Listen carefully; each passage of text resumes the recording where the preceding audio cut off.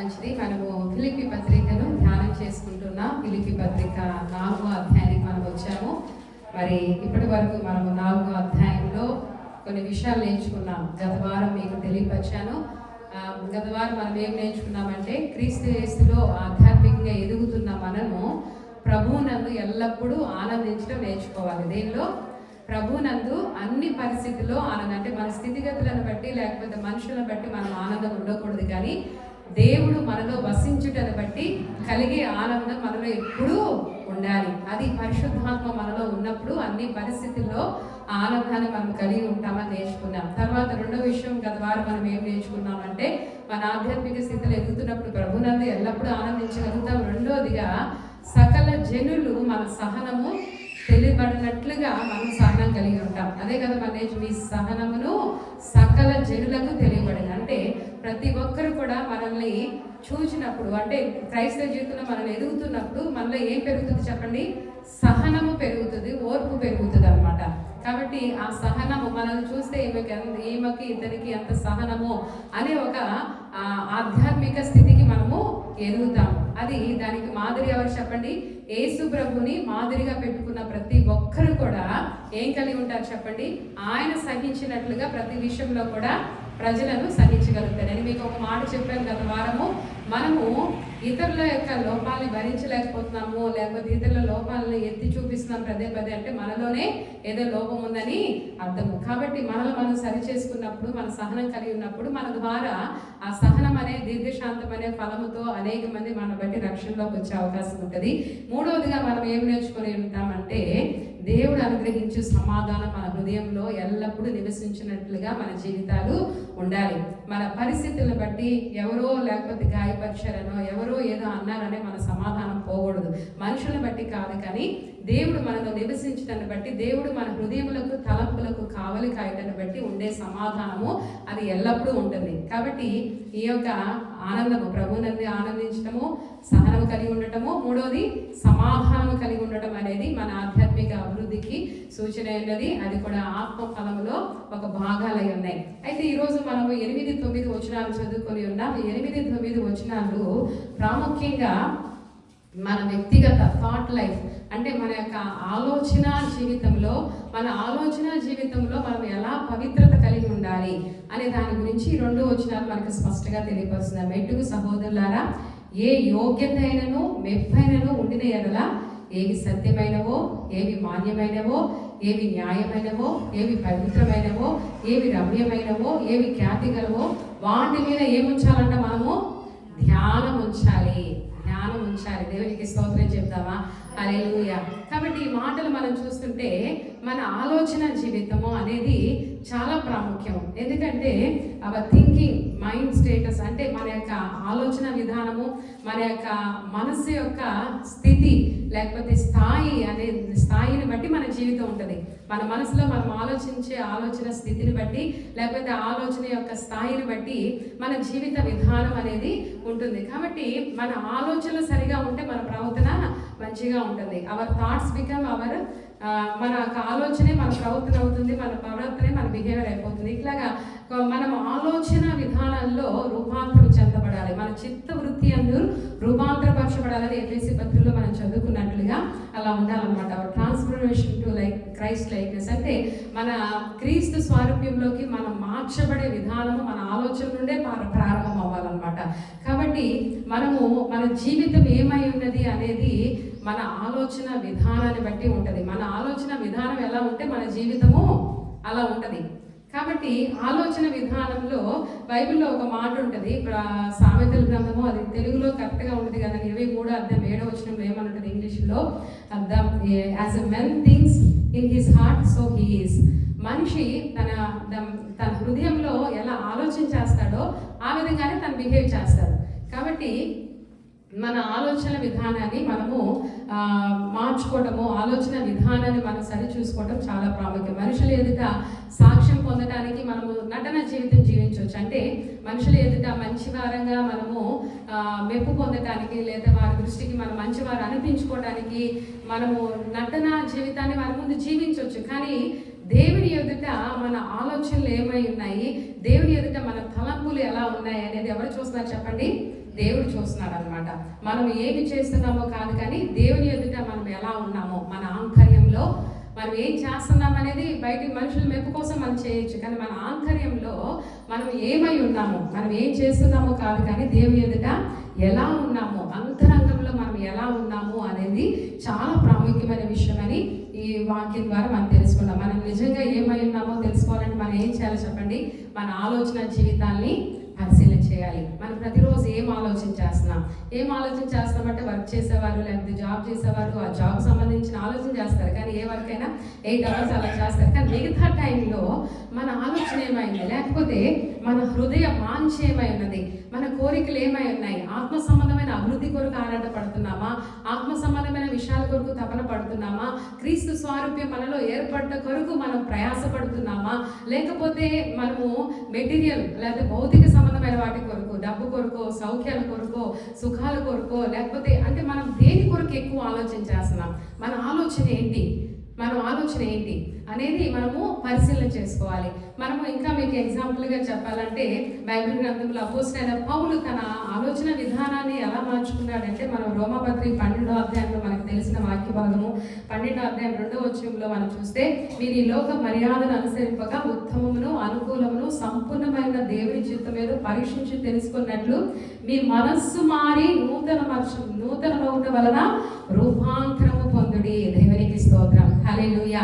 ఈ ఆలోచన విధానం ఎలా మారాలంటే, అంటే మన హృదయంలో పరిశుద్ధాత్మ దేవుడు ఉన్నప్పుడు మన మనస్సు మారి ఏమవ్వాలి చెప్పండి?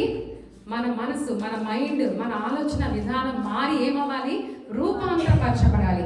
కాబట్టి పౌలు ఎలా ఆత్మీయుడయ్యాడంటే, పరిశుద్ధాత్మ దేవుడు తన మనస్సును నూతనపరచినట్లుగా రూపాంతరపరచడానికి అవకాశం ఇచ్చాడు. మనలో పరిశుద్ధాత్మ, మనము రక్షించబడినప్పుడు, ప్రభుని స్వరక్షకుడిగా అంగీకరించినప్పుడు మనలో పరిశుద్ధాత్మ దేవుడు వస్తున్నాడు. ఆ పరిశుద్ధాత్మ దేవునికి మనం అవకాశం ఇస్తేనే మన చిత్తవృత్తిలో మార్పు వస్తుంది, మన హృదయం ఏమవుతుంది చెప్పండి? మార్పు చెందుతుంది, రూపాంతరపరచబడుతుంది. అదే చెప్తున్నాడు, మీ మనస్సు మారి నూతనమవుట వలన రూపాంతరం పొందుడి. మనసులో నుండి వస్తే ఆలోచనలు, కాబట్టి అది రూపాంతరపడినప్పుడు ఆలోచన విధానాలు మారాలా లేదా చెప్పండి? దేవుని నమ్మక ముందు అలాగే ఆలోచనలు, అదే అపవిత్రమైన ఆలోచనలు, లేకపోతే అదే చాడీలు వినటము, చాడీలు చెప్పడం, ఇవే ఉన్నాయి అనుకోండి. ప్రభు నమ్మక ముందు, నమ్మిన తర్వాత కూడా దెర్ ఇస్ నో యూజ్. కాబట్టి మనం పరిశుద్ధాత్మ దేవునికి అవకాశం ఇచ్చినప్పుడు, పరిశుద్ధాత్మ దేవుడు మన మనస్సును మార్చి రూపాంతరపరిచినప్పుడు మనం ఏమవుతామో? ఆత్మీయులమైన బిడ్డలం అవుతాం అన్నమాట. కాబట్టి మన ఆలోచన విధానం మారకుండా మనము క్రీస్తు స్వరూప్యంలోకి మార్చబడలేము. మన ఆలోచన విధానాలు మార్చబడినప్పుడే మన క్రీస్తు స్వరూపంలో మార్చబడతాం. అయితే రోమపత్రికలో చెప్తున్నాను, మన ఆలోచన విధానము మారితేనే క్రీస్తు స్వరూప్యం ఏమవుతుంది? మనలో ఏర్పడుతుంది. Way of thinking has to be changed. మన ఆలోచన విధానం ఏమవ్వాలి చెప్పండి? మారాలి. అదే ఇక్కడ చెప్తున్నాడు, మెట్టుకు సహోదరులారా, మన ఆలోచనలు ఏమై ఉండాలంట? ఏ యోగ్యత అయినా మెప్పైనా ఉంటే దేని గురించి ఆలోచించమన్నాడు? ఏవి సత్యమైనవో. అర్థమవుతుందండి? ఏవి సత్యమైనవో. చాలాసార్లు ఏమవుతుందంటే, సత్యం కానివేంటి? చాడీలు చెప్పేవారు సత్యం చెప్తారా? లేకపోతే గాసిప్ అంటారు ఇంగ్లీష్లో. గాసిప్ అనేదాన్ని చెప్పాలంటే చెప్పుడు మాటలు వినడము, గాసిప్ వినడము, ఇది కూడా పాపమే. మనము వాటికి అవకాశం ఇవ్వకూడదు. ఎందుకంటే అవన్నీ కూడా కొంత కల్తీగానే ఉంటుంది, వాస్తవికంగా ఉండదు. వాస్తవాలు తెలిసిన వారు ఎవరు చెప్పండి? దేవుడు ఒక్కడే. కాబట్టి ఏది సత్యమైనదో దాని గురించి మనం ఆలోచించాలి. చెప్పుడు మాటలు చెప్పినప్పుడు అది సత్యమో కాదో మనకు తెలియదు కదా, మనకెందుకు దాని గురించి ఆలోచించడం, లేదా దాన్ని ఎందుకు మనం కన్ఫర్మ్ చేసుకోవాలి? కాబట్టి ఏది సత్యమైనదో వాటి మీద మనం దృష్టి పెట్టాలంట. తర్వాత ఏమని చెప్తున్నాడు? సత్యమైనవో, ఏవి మాన్యమైనవో. మాన్యమైతే ఇంగ్లీష్లో ఆనరబుల్. ఏవి గౌరవప్రదమైనవో, ఏది ఇతరుల గురించి ఏది సత్యమైందో, లేకపోతే ఏది గౌరవప్రదమైందో వాటి మీదనే మనం దృష్టి ఉంచాలి, కానీ వేరే వాటిని మనము దృష్టి ఉంచొద్దు అని చెప్తున్నాడు. తర్వాత వాట్ ఎవర్ ఈజ్ రైట్ అంటే ఏవి న్యాయమైనవో. న్యాయం కానిది ఏంటి చెప్పండి? న్యాయం కానిది తప్పుడుది, లేకపోతే మోసకరమైనది. మోసకరమైన మీద తప్పుడు వాటి మీద మన మనసు ఉంచకూడదు. కానీ దేని మీద ఉంచాలి చెప్పండి? న్యాయమైన. తర్వాత వాట్ ఎవర్ ఇస్ ప్యూర్, పవిత్రమైన వాటి మీదనే మనం ఏం చేయాలి? అపవిత్రత గురించి మనకు అనవసరం. అపవిత్రత ఏదైనా కనబడితే మనం ఏం చేయాలి? ప్రార్థన చేయాలి. కానీ ఏవి పవిత్రమైన ఇతరుల్లో అంటే our eyes has to the seek the good in others. ఇతరుల్లో మన మంచిని చూడగలిగే కళ్ళు మనం ఉన్నప్పుడు మనము కూడా మంచివారం అవుతాం. అర్థమవుతుందా? కాబట్టి అలాంటి కన్నులు మనకి కావాలి. What ever is right. తర్వాత వాట్ ఎవర్ ఇస్ ప్యూర్, ఏవి పవిత్రమైనవో. తర్వాత ఏమన్నాడు? రమ్యమైనవో. రమ్యమైనవేనంటే వాట్ ఎవర్ ఇస్ లవ్లీ. ఇతరుల్లో ఏది రమ్యంగా ఉన్నవో, వారిలో ఉన్న దుష్టత్వం కాదు, వారి చెడు కాదు. ఏం చూడాలి మనము? వారిలో. నేను ఎప్పుడు చెప్తాను కదా మీకు, ఒక రోడ్డు మీద ఉన్న బెగ్గర దగ్గర కూడా మనలో లేని ఒక మంచి లక్షణం ఎదిగితే కనిపిస్తుందండి. దేవునికి స్తోత్రం చెప్తామా? హల్లెలూయా. మనం నేర్చుకోవాలే. కానీ చాలా ఆశ్చర్యంగా ఉంటుంది. సామాన్యమైన ప్రజలకి చాలా ఉన్నతమైన ఏదో ఒక మంచి లక్షణం ఉంటుంది. అది మనం వెతకాలి. అది మనము అందరి దగ్గర, వాళ్ళ దగ్గర ఒకటి మంచిది, వీళ్ళ దగ్గర మంచిది, వీళ్ళ దగ్గర మంచిది, అన్ని మనం మంచిని సేకరిస్తే ఎవరు మంచివాళ్ళు అవుతారు చెప్పండి? మనము చెడును అక్కడ ఒక చెడు, ఇక్కడ ఒక చెడు, వాళ్ళలా వీళ్ళని మనకి దానికి ప్రయోజనం ఉందా? No use. కాబట్టి మనము ఏవి ఏవి సత్యమైనవో, ఏవి మాన్యమైనవో, ఏవి న్యాయమైనవో, ఏవి పవిత్రమైనవో, ఏవి రమ్యమైనవో, whatever is worthy of praise అంటే ఏవి ఖ్యాతి గలవో, ప్రజల్లో ఘనత తీసుకురాగలిగే ఉన్నతమైన సత్ప్రవృత్తిని కలిగి ఉంటారు కొంతమంది. కింద కాలంలో ఒక బాబు ఉండేవాడు అంతకుముందు. తన అన్ని చెడు లక్షణాలే కనపడేవి. చాలా బాధాకరమైన వ్యక్తి అయితే, కానీ తనకు ఒక లక్షణం ఉంది. తను ఒక్కడే తినడు. ఏం చేస్తాడు? తన దగ్గర ఉంటే అందరికీ పెడతాడు. అది అంటే మనము అంత చెడ్డ వ్యక్తిలో కూడా ఏముంది? ఒక మంచి గుణం ఉంది. నేను అని స్వార్థం లేదు కదా. అట్లా ప్రతి ఒక్కరిలో కూడా మనం వెతికితే ఏం కనిపిస్తే ఏదో ఒక మంచి గుణం ఉంటుంది. కాబట్టి ఏవి ప్రజలకు ఖ్యాతిని తీసుకొచ్చే మంచి లక్షణాలు ఏంటో అవి మనం చూసినప్పుడు మనం అభివృద్ధి చెందుతాం. అవి చూసి వాళ్ళని మనం అప్రిషియేట్ చేసినప్పుడు వాళ్ళు కూడా ఏమవుతారు? అభివృద్ధి చెందుతారు. కాబట్టి పౌలు చెప్తున్నాడు, వాటి మీద మీరు దృష్టి పెట్టండి. ఏమిటంటే ఇంకోసారి చూద్దామా?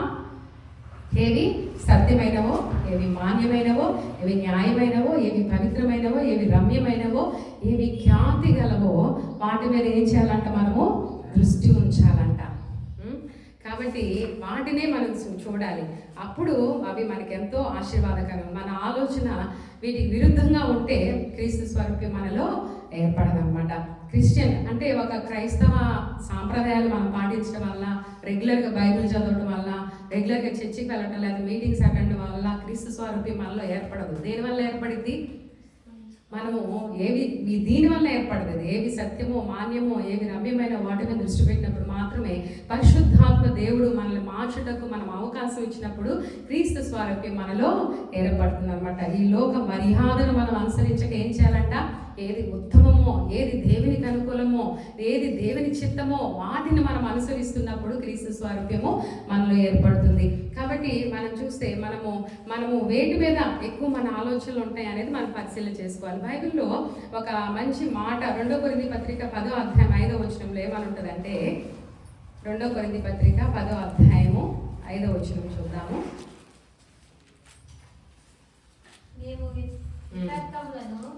దేవుని గూర్చిన జ్ఞానంతో అడ్డగించు ప్రతి ఆటంకమును పడద్రోసి ప్రతి ఆలోచనను క్రీస్తుకు లోబడినట్టు చెరపట్టి. చాలండి, ఇక్కడ మంచి మాట. మేము వితర్కమును దేవుని గూర్చిన జ్ఞానమును అడ్డగించు ప్రతి ఆటంకమును పడద్రోసేసి ఏం చేస్తాడంట? ప్రతి ఆలోచన, ఏ చెడ్డ ఆలోచన వచ్చినా కూడా, క్రీస్తుకు వ్యతిరేకమైన ఏ ఆలోచన వచ్చినా కూడా మనం ఏం చేయాలంట? చెరపట్టి. ఎవరికి లోపరచాలి చెప్పండి? క్రీస్తుకు. చెరపట్టడం అంటే తెలుసా మీకు? చెరపట్టడం అంటే ఏంటి? మనం యుద్ధంలో వింటాను ఈ మాట. యుద్ధము చేయడానికి మనం ఒక దేశం మీద యుద్ధం చేయడానికి వెళ్ళినప్పుడు ఆ యుద్ధంలో గెలిచిన వాళ్ళు ఏం చేస్తారు? ఓడిపోయిన వాళ్ళ దగ్గర నుండి కొంతమంది చెరపట్టి తీసుకొస్తారు కదా. అట్లాగే ఈ యొక్క క్రైస్తవ జీవితంలో మనం ఎదుర్కొనే అనుదిన క్రైస్తవ జీవిత రణరంగంలో, యుద్ధ భూమిలో మన ఆలోచనలో వచ్చే బ్యాటిల్ అంటే ఈ యొక్క ఆలోచనలో వచ్చే ఒక యుద్ధం అనేది ఉంటుంది. చెడు ఆలోచనలు వస్తాయి, చెడు తలంపులు వస్తాయి, ఇతరుల గురించిన చెడు ఆలోచనలు వస్తాయి, లేకపోతే మన అపవిత్రపరిచే ఆలోచనలు వస్తాయి. వెంటనే ఏం చేయాలంటే మనము వాటిని చెరపట్టి, అంటే ఆ ఆలోచనలు మనం గెలిచి ఏం చేయాలి? ఆ ఆలోచనల మీద మనం గెలిచి వాటిని చెరపట్టి తీసుకొచ్చి ఎవరికి లోపరచాలి? ఎవరికి లోపరచాలంటండి? క్రీస్తుకు లోపరచాలంట. దేవునికి స్తోత్రం చెప్దామా? హల్లెలూయా. ఆ విధంగా మనం చేయగలిగితే క్రీస్తు స్వరూపం మనలో ఏర్పడిద్దా లేదా? ఖచ్చితంగా. క్రీస్తు స్వరూపం మనలో ఏర్పడాలంటే ఈజీగా ఏర్పడదు. మన ఆలోచన విధానంలో మన ఆలోచన స్థాయి మారాలి, మన ఆలోచన విధానం మారాలి. క్రీస్తు స్వరూపం మనలో ఏర్పడినట్లుగా పరిశుద్ధాత్మ దేవునికి అవకాశం ఇవ్వాలి. మన చిత్తవృత్తి అందు రూపాంతరపరచబడాలి. కాబట్టి ఇక్కడ చెప్తున్నాడు, ప్రతి ఆలోచన, ఏదైనా చెడు ఆలోచన వస్తే మనం మానవులం కాబట్టి వస్తాయి తప్పకుండా. ద్వేషం వస్తుంది, కక్ష వస్తుంది, అన్యాయం జరిగినప్పుడు బాధ కలుగుతుంది. వెంటనే ఆలోచనని చెరపట్టి, ప్రభువా నాకు ఈ ఆలోచన వద్దయ్యా, ఇది నేను బిడ్డగా నాకు రాకూడదు కదా, నా జీవితాన్ని చూసుకుంటుంది నువ్వు, కాబట్టి ఈ ఆలోచన నేను చెరపట్టి ఎవరికి లోపరచాలండి? క్రీస్తుకు మనం లోపరచాలి. దేవునికి స్తోత్రం చెప్దామా? హల్లెలూయా. క్రైస్తవులంగా మన ప్రతి ఆలోచనని, ప్రతి చెడు ఆలోచన చెరపట్టి క్రీస్తుకు లోపరచబడితే మన జీవితంలో క్రీస్తు స్వరూపం అనేది అభివృద్ధి చెందుతుందని చక్కగా పౌలు వివరిస్తున్నాడు అనమాట. అంటే ఏ చెడు ఆలోచన, నేను ఈ మధ్య ఏదో యుద్ధాలు, శాము లాస్ట్ టైం వచ్చినప్పుడు ఒకటి మూవీ పెట్టాడు. మూవీ అంటే జరిగిన వాస్తవమైన విషయాలు, యుద్ధాలు ఎలా చేస్తారు. ఒక వ్యక్తి తన గన్ను ఉపయోగించకుండా ఆర్మీలో ఉంటే అందరూ అతన్ని కించపరుస్తారు, అందరూ అతన్ని హేళన చేస్తారు, అంటే నువ్వేమి చేస్తావు అన్నట్టు. కానీ ఆ వ్యక్తి గన్ను ఉపయోగించకుండా ఇతరులు చంపను అనేది తన యొక్క ధ్యేయం అనమాట. కానీ ఆ ఒక్క వ్యక్తి కొన్ని వందల మందిని రక్షిస్తాడు వితౌట్ గన్, ఎవరిని చంపకుండా. కాబట్టి ఒక క్రిస్టియన్ అనమాట అతను. అయితే ఆ విధంగా ఎప్పుడు సమయం దొరికినా బైబిల్ చదువుకుంటాడు. అది చూసేటప్పుడు ఒకటి చూసాను, దాన్ని ఏమేస్తుంది ఏంటో తెలియదు కానీ చిన్న చిన్న బాంబులా ఉంటాయి, అలా రాళ్ళలా ఉంటాయి. విసిరేసినప్పుడు ఏమవుతుంది అంటే అది పేలిపోయి మనిషి చనిపోతున్నారు. దాన్ని ఏమంటారు? ఇంత ఉన్నాయి కదా రాళ్ళగా, అడిసర్నే గ్రానైట్ అంటారు అనమాట. అది ఒక రాళ్ళ ఏమవుతుంది అంటే, అలాగే అపవాది మన మీద ఇట్లా ఆలోచనలు విసిరిద్దండి. తన దగ్గరికి కూడా ఇలాంటి రాళ్ళు చాలా వస్తాయి. అతను ఏం చేస్తాడో వెంటనే తిరిగి శత్రువు అయిపోయి అది వెళ్ళేటట్లుగా విసిరేసేవాడు. అంటే క్షణంలో విసిరైపోతే అది అతని మీద బర్స్ట్ అయిపోయింది. అట్లాగే చెడు ఆలోచన వచ్చినప్పుడు మన జీవితంలో వెంటనే తిరిగి సాతానికి అది రివర్స్ చేయకపోతే ఏమవుతుంది? మన జీవితాలను వినాశనం చేస్తుంది. కాబట్టి ఆలోచన విధానం నుండే మన ఆధ్యాత్మిక స్థితి అనేది ప్రారంభమవుతుంది. దేవుని స్వరూపం అనేది అక్కడి నుండే ప్రారంభమవుతుంది. కాబట్టి అపవాది ఉపయోగించే ప్రతిదీ కూడా తంత్రములను మనము జ్ఞానంతో వాటిని మనము ఏం చేయాలి? ఆలోచన వెంటనే మన సాతానికే విసిరివేయాలి. మన మీద విసిరేసిన చెడు ఆలోచనని రివర్స్గా విసిరేసినప్పుడే అది మనకి ఆశీర్వాదకరంగా ఉంటుంది అనమాట. మనం 2 కొరింథీ పత్రిక 3వ అధ్యాయం 18వ వచనం ఒకసారి చదువుకుందాం. 2 కొరింథీ పత్రిక 3వ అధ్యాయం 18వ వచనం. మనమందరమును ముసుగులేని ముఖముతో ప్రభువు యొక్క మహిమను అద్దము వలె ప్రతిఫలింపజేయుచు, మహిమ నుండి అధిక మహిమను పొందుచు, ప్రభువుకు ఆత్మ చేత ఆ పోలికగానే మార్చబడుచున్నాము. చాలండి. మనమందరము ముసుగు లేని ముఖముతో ప్రభు యొక్క మహిమను అర్థం వలె ప్రతిబింబజేయచ్చు, మహిమ నుండి అధిక మహిమ పొందుచు, ప్రభు ఒక ఆత్మ చేత ఏమవుతున్నామంట? ఆయన పోలికగా మార్చబడుతున్నాం. అది ఎప్పుడు జరుగుతుందంటే, అపవాది మన మీద విసిరే ప్రతి చెడు ఆలోచనలు, అంటే ఇతరులు ఖండించటము, ఇతరులు దూషించటము, ద్వేషించటము, ఇలాంటి ఆలోచనలు మన మీదకి వచ్చినప్పుడు వెంటనే సాతానికి రివర్స్గా వేసినప్పుడు ఏమవుతుందంట? మనము ముసుగులేని భక్తి కలిగిన వారమై క్రీస్తు పోలికగా మార్చబడి ఏమవుతామంట? ప్రభు ఒక ఆత్మ చేత ఆయన పోలికగా మార్చబడతామంట. దేవునికి స్తోత్రం చెప్తామా? హల్లెలూయా. కాబట్టి మన మనసు ఎప్పుడు కూడా ఈ విషయాల్లో క్రీస్తు స్వరూపం మనలో ఏర్పడటానికి మనం ఏమి చేయాలి అనే ఆలోచనలు కలిగి ఉండాలన్నమాట. 1 యోహాను 3:3 ఒకసారి చూసుకుందాం. 1 యోహాను 3:3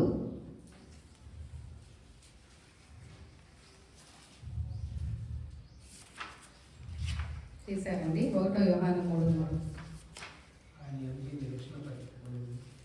ఆయన యందు ఈ నిరీక్షణ, ఆయన యందు ఈ నిరీక్షణ పెట్టుకున్న ప్రతి వాడును ఆయన పవిత్రుడై ఉన్నట్టుగా తను పవిత్రుడిగా చేసుకోను. ఇంకో మాట ఉంటుందండి, ఏమనంటే దానిపైన వచ్చిన చదవండి ఒకసారి. ఆయన చూతుము కానీ ఆయన పోలి 3వ వచనం 2వ వచనం కాదు. ప్రియులారా, ఇప్పుడు మనము దేవుని పిల్లలమై ఉన్నాము. మనం ఇక ఏమవుదుమో అది ఇంకను ప్రత్యక్షపరచబడలేదు. కానీ ఆయన ప్రత్యక్షమైనప్పుడు, ఇక్కడ చూడండి, ఆయన ప్రత్యక్షమైనప్పుడు ఆయన ఉన్నట్టుగానే ఆయన చూతుము గనక ఆయన పోలి ఉందమని ఎరుగుదము. దేవునికి స్తోత్రం. క్రీస్తు ప్రత్యక్షమైనప్పుడంట ఆయన ఉన్నట్టుగానే ఆయన పోలి మనము ఉండబోతున్నాం. దేవునికి స్తోత్రం చెప్దామా? హల్లెలూయా. అది దినము కూడా ప్రశాంత్ పర్ఫెక్షన్. అది మనం ఎప్పుడు మనము ప్రతి దినము కూడా సాధకం చేసినప్పుడే, పరిపూర్ణత వైపు నడిపించబడుతున్నప్పుడే ఆయన క్రీస్తు ప్రత్యక్షమైనప్పుడు ఆయన ఉన్నట్టుగానే ఆయన పోలి మనము ఉండగలుగుతామనే సత్యాన్ని మనం నేర్చుకుంటూ ఉన్నాం అన్నమాట. మన హృదయంలో క్రీస్తు నివాసము కట్టుకోవాలి. క్రీస్తు మన హృదయంలో అంటే అపవాది చాలాసార్లు సాతాను దానికి చాలా మన హృదయంలో ప్రభుకు నివాసం కట్టడానికి చాలా అపవిత్రమైన రాళ్ళని విసిరేస్తూ ఉంటాడంటే అపవిత్రమైన ఆలోచనలు, ఇతరులు తీర్పు తీర్చడము, ఆవేశము, ఆవేదన, తర్వాత విమర్శ, తర్వాత మూడినెస్, ఇవన్నీ కూడా ఇలాంటి ఆలోచనలన్నీ తీసుకొచ్చి తనకి నివాసం కట్టుకోవాలని చూస్తాడు. కానీ మనం ఏం చేయాలి? ఆ రాళ్ళను విసిరేసి మంచి రాళ్ళని ఎన్నుకోవాలి. దేవుని వాక్యం నుండి వెతకాలి. దేవుని వాక్యం నుండి ఏం వెతకాలి? ఏవి సత్యమైనవో, ఏవి మాన్యమైనవో, ఏవి రమ్యమైనవో, ఏవి ఖ్యాతిగలవో వాటిని తీసుకొని వాటితో మన నివాసం హృదయంలో ఏర్పరచుకొని క్రీస్తు మనలో నివసించినట్లుగా మన నివాసం ఏర్పాటు చేసుకున్నట్లయితే క్రీస్తు స్వారూప్యం మనలో పరిపూర్ణంగా కలుగుతుంది అనమాట. అదే 4:8 మనం చూస్తున్నాం. గుడ్ థింగ్స్ అంటే మనము మంచి విషయాలు, వాటి మీద మనం ధ్యానం ఉంచితే క్రీస్తు మనలో నివసిస్తారు. ఆయన స్వారూప్యము మనం చూడగలుగుతాం అనమాట. కాబట్టి ప్రతి ఆలోచనలో మనం చెరపట్టి ఎవరికి అప్పచెప్పాలి చెప్పండి? క్రీస్తుకు లోపరిచే వారంగా ఉండాలి. చెప్తూ చివరిగా ఒక మాట మనం చదువుకున్న ఈ ఫిలిప్పీ పత్రికలో 8వ అధ్యాయం మనం చూసాం. తర్వాత 9వ వచనంలో చెప్తున్నాడు, మరియు మీరు నా వల్ల ఏవి నేర్చుకుని అంగీకరించిదిరో, నా యందున్నట్టు ఏవి వింటిరో, ఏవి చూచిదిరో అట్టి వాటిని చేయండి. నేను మీకు మాదిరిగా, క్రీస్తుని నేను మాదిరిగా పెట్టుకున్నట్లుగా నేను కూడా ప్రతి విషయంలో మాదిరిగా ఉన్నాను. కాబట్టి మీరు ఏమేమి చూసారో మంచివి నాలో, వాటిని మీరు చూడండి. వాటి యందు ఏం వింటిలో చూసారంటే వాటిని చేయండి. అప్పుడు ఏమవుతుందంట? సమాధానకర్త యొక్క దేవుడు మీకు తోడయ్యాడు. దేవునికి స్తోత్రం. హల్లెలూయా. అంతకుముందు వచనాల్లో సమాధానము కర్త అయిన దేవుడు మన తలంపులకు కావలి కాస్తాడు. ఇప్పుడేమో ఏం చేస్తాడంట? మనం ఏవి సత్యమైనవో, మాన్యమైన మంచి ఆయనే మనతో ఉండి నివాసం చేస్తాడంట. దేవునికి స్తోత్రం. హల్లెలూయా. ఆయన మనతో ఉంటే ఎప్పుడు సమాధానమే, ఎప్పుడు సమృద్ధి, ఎప్పుడు సంతోషమే. ఎలాంటి స్థితిగతులు గుండా వెళ్ళవలసి వచ్చినా, ఒకవేళ ఆయన మనతో ఉంటే ఏమి కలగదని కాదు. జలముల మధ్య వెళ్ళినా కూడా అవి మిమ్మల్ని ఏం చేయలేవని చెప్పాడు యేసయ్య. ముంచలేవు. అగ్నిలో మీరు ఉన్నా కూడా అగ్ని మిమ్మల్ని కాల్చలేదు. ఆయన గాఢాంధకారంలో మనతో ఉంటాడు. జలముల మధ్యలో వెళ్ళినా మనతో ఉంటాడు. తర్వాత ఏం చెప్పండి?